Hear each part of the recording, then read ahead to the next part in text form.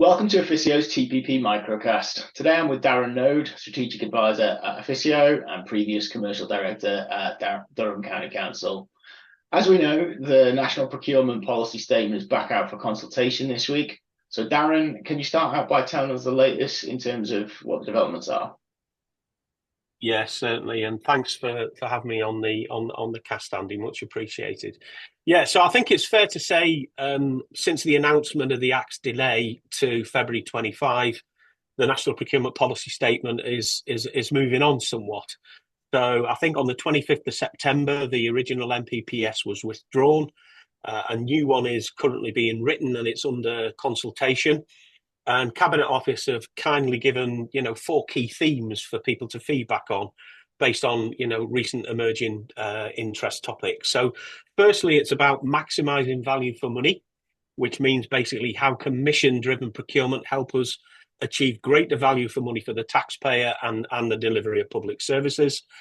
Secondly, it's about my favourite topic of delivering social value. So how can we use public procurement to achieve greater social value to support the delivery of missions? Thirdly, the new edition is about enabling collaboration. And I think what they mean by that is really how we can accelerate collaboration in public procurement between central government, local government, obviously local anchor partners, including health and education, and obviously in partnership with suppliers. And finally, the last focus area is on fostering innovation. So I think that basically is about how can we help the policymakers and the commissioners identify challenges and solutions that could be put to the market to support mission outcomes through innovation, improve commercial capability, and deliver mission-driven procurement. Thanks, Darren. I think the focus on missions is really interesting. Can you give me your views on why this government is focusing more on fostering innovation? Yeah, I think so. I think they've reviewed the Act and the opportunities and the flexibilities that it offers. And I think by putting the innovation topic in, I think they're seeking to deliver a broader value for money approach and broader value for money solutions and maximize social value outcomes to get optimum value for money, sorry, for the public purse.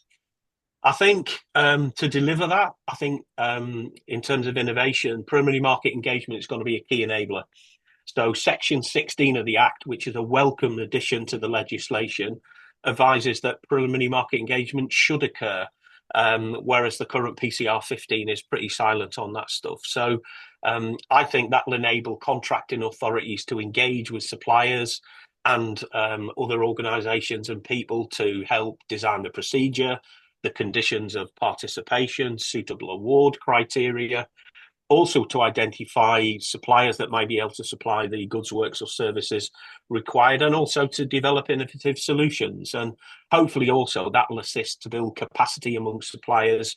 And also, I think by taking time with preliminary market engagement, I think it'll be a good opportunity for small, medium enterprises and VCSE organisations who, as we know, have big strengths in terms of delivering social value outcomes for projects. Thanks, Darren. And what other levers do you think this will enable? How long have you got, Andy? I think we're only on 3 minutes.